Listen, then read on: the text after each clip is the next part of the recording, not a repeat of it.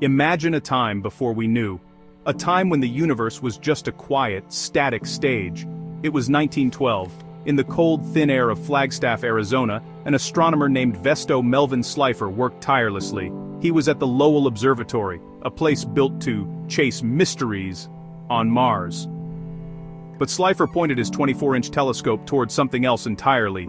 He aimed it at the faint, fuzzy patches of light that were then called spiral nebulae.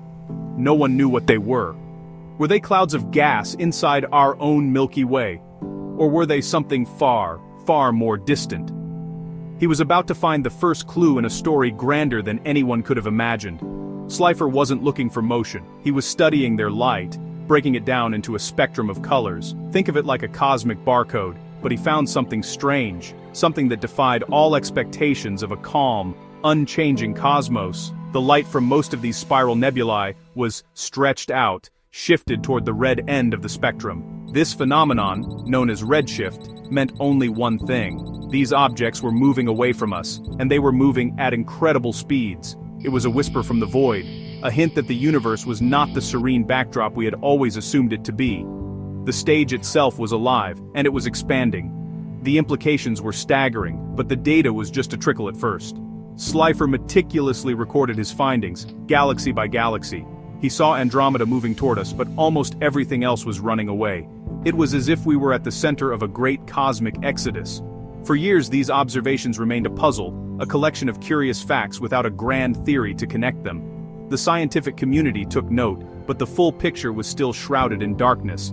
The universe was keeping its greatest secret, waiting for the right mind and the right tools to finally pull back the curtain and reveal its explosive origin. He worked in the quiet solitude of the observatory, under skies so dark you could feel the weight of the stars. The telescope was a brass and iron giant, a mechanical marvel of its time, moved by gears and weights. Each photographic plate had to be exposed for hours, sometimes across multiple nights, just to capture the faint photons that had traveled for millions of years.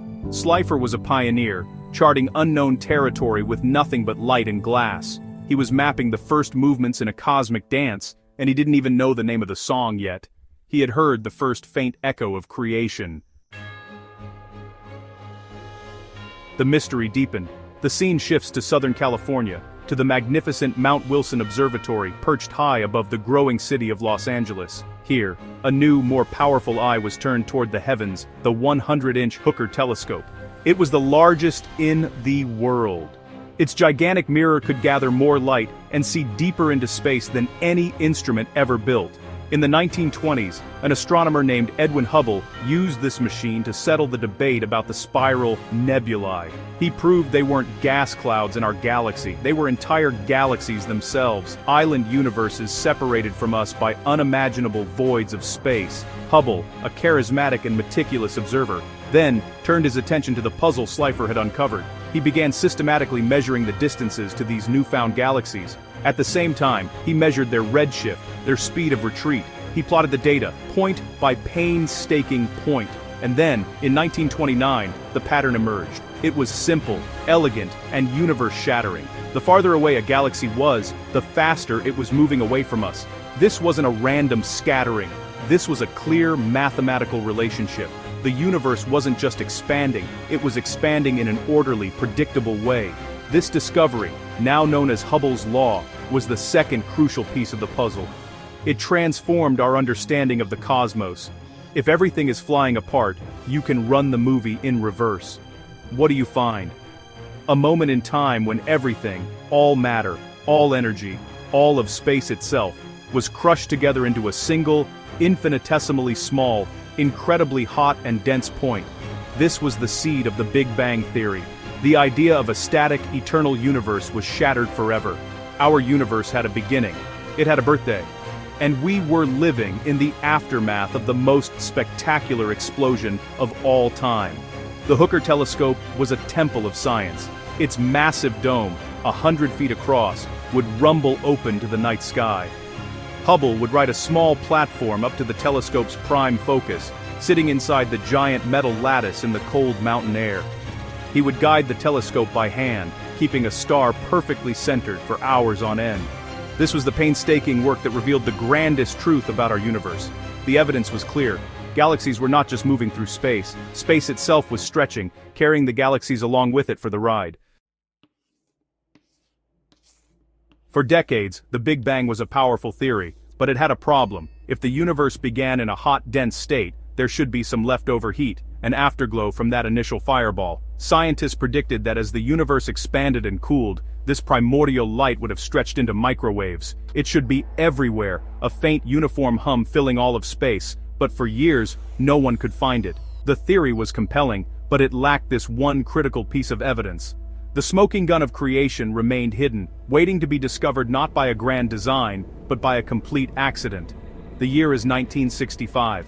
At Bell Labs in New Jersey, two radio astronomers, Arno Penzias and Robert Wilson, were working with a strange-looking antenna. It was a massive horn-shaped receiver, originally built for satellite communication. Their goal was to map faint radio signals from the Milky Way, but they were plagued by a persistent, annoying hiss.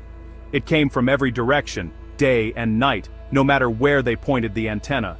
They checked their equipment, cleaned the antenna, and even removed some pigeons that were nesting inside.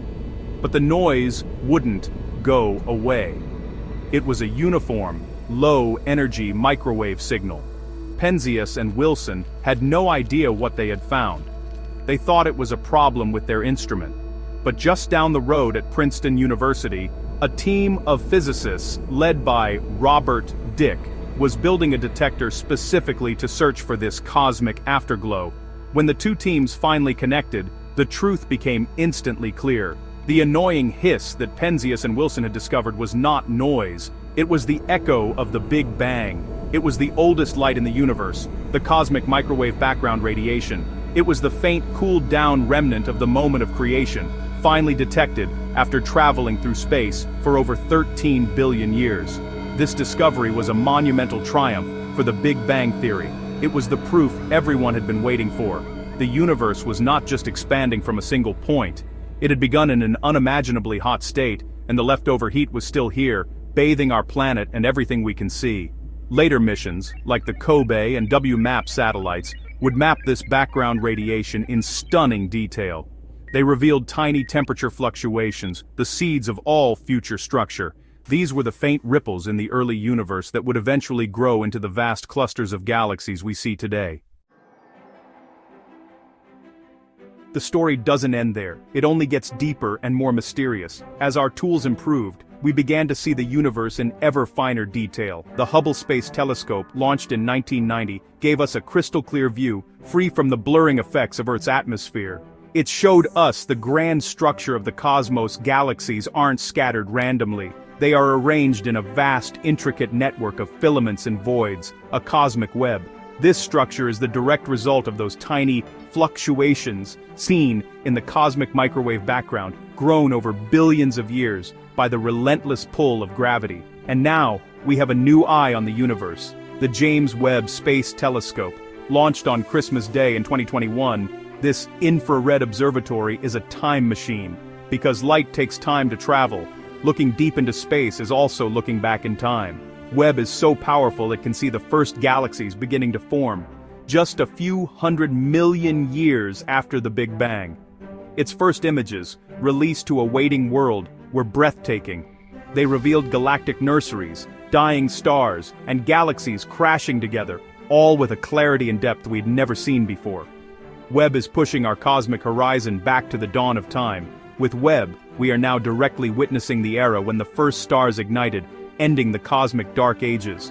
We are testing the Big Bang model with unprecedented precision. We are piecing together the story of how those first, simple galaxies evolved into the complex spirals and ellipticals we see today. But as always, new discoveries bring new questions. Observations showed that the expansion of the universe is not slowing down as expected. It is accelerating. This led to the idea of dark energy, a mysterious force that seems to be pushing space apart, making up nearly 70% of the universe. So where are we now, on this day in 2026? Scientists are using Webb to hunt for the very first stars, known as Population 3 stars, forged from pure hydrogen and helium. They are trying to understand the nature of dark energy and dark matter, the invisible scaffolding that holds galaxies together. The Big Bang Theory is stronger than ever, but it is incomplete.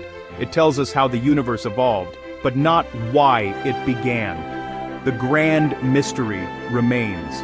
We are still wanderers in the cosmic dark, following the echoes of a distant explosion, forever reaching for the light.